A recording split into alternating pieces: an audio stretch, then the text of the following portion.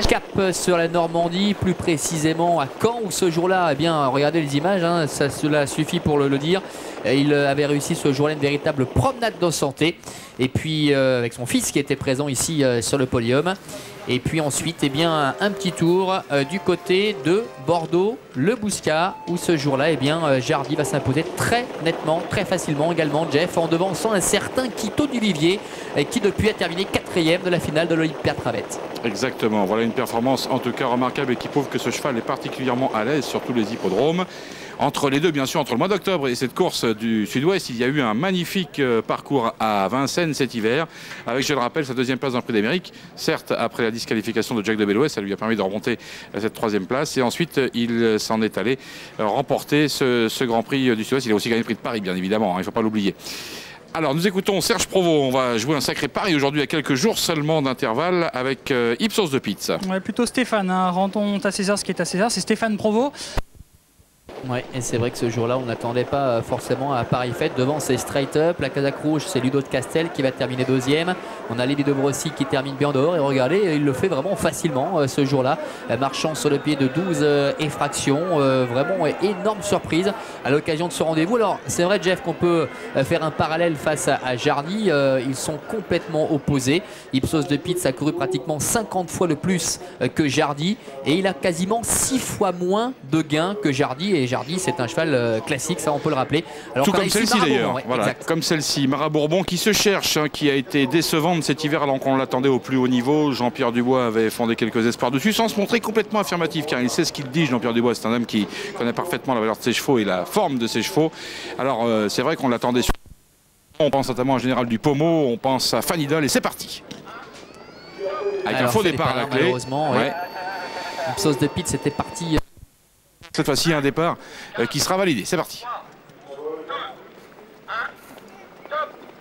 Allez, il s'élance pour ce Grand Prix du Centre-Est 2006. Ça se passe mal pour les gens de Moon.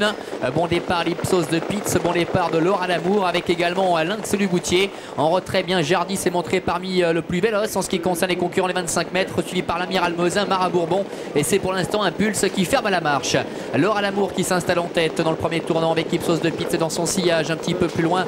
Lynx du Goutier avec Jardy qui revient déjà en 4e position, qui n'est plus qu'à une quinzaine de mètres des 3 fuyards.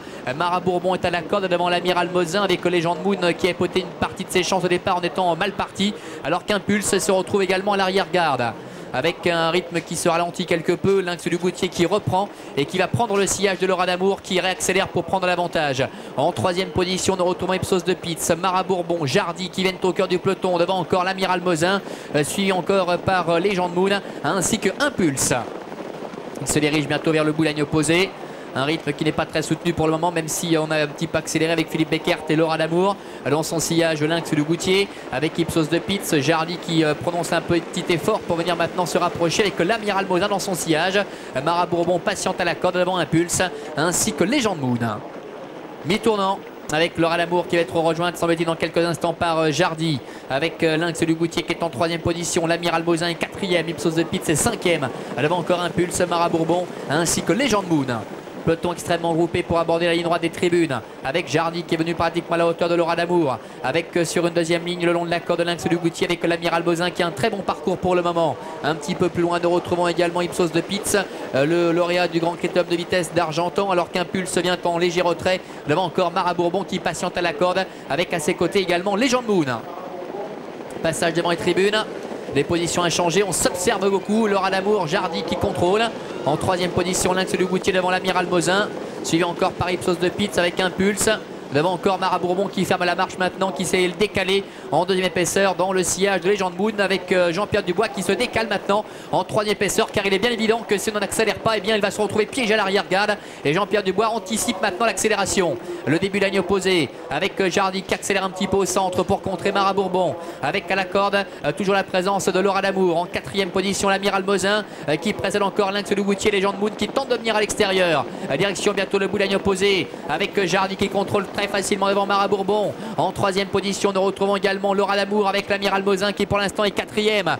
Direction le tournant final. Jardy, Mara Bourbon ensemble devant Laura Lamour, l'Amiral Mosin qui est 4e, un petit peu plus loin Impulse avec Legend Moon qui tente de se rapprocher en dehors devant Lens du Goutier. Ipsos de Pete se ferme à la marche, les 450 derniers mètres avec Jardy qui accélère maintenant devant Mara Bourbon alors que Legend Moon est au galop. Jardy qui essaie de décramponner Mara Bourbon avec en troisième position Laura Lamour avec l'Amiral Bozin qui est lancé maintenant à l'extérieur alors que l'As Legend Moon a été disqualifié à 250 mètres du poteau. Jardy qui le fait semble-t-il qu'une bouchée des adversaires, même si Mara Bourbon se relance à l'extérieur devant Laura Lamour, l'Amiral Bozin qui est lancé à son tour en dehors à 100 mètres du poteau avec Jardy qui va remporter ce Grand Prix du Centre-Est 2006, troisième victoire en tant que driver pour Jean-Michel Bazir dans cette compétition.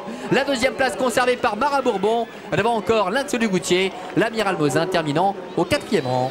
Un duel annoncé, un spectacle de toute beauté bien évidemment, même si celui-ci a été écourté par le démarrage foudroyant à l'entrée de la ligne d'arrivée du champion Jardy qui a laissé sur place une autre championne, Mara Bourbon, avec Jean-Pierre Dubois qui elle-même doit contenir l'assaut d'un lynx du Goutier qu'on n'attendait peut-être pas à pareille fête mais qui a néanmoins pris aujourd'hui une magnifique troisième place dans ce groupe. La quatrième pour l'Amiral Bozin qui est très encourageante, Laura Damour juste derrière, Ipsos de Pete un peu plus loin. Telle est l'arrivée de ce Grand Prix de la ville de Saint-Galmier, ce Grand Prix du Centre-Est créé en 2002 et qui nous donne encore une affiche de prestige cet après-midi dans le centre. Voilà Jardy donc qui a rempli sa mission, qui gagne